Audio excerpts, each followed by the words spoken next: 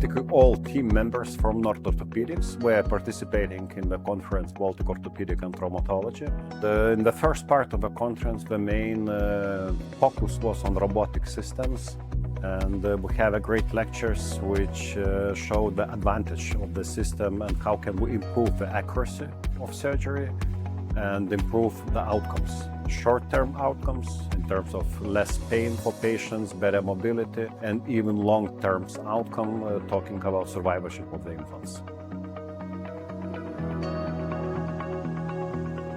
So rehabilitation after bone fracture and how to treat injured athlete. This is the main topics which I presented in this conference. And I think the teamwork is the main thing when the orthopedic surgeons, sports medicine doctors, physiotherapists all are coming together to help the patient and to change their lives.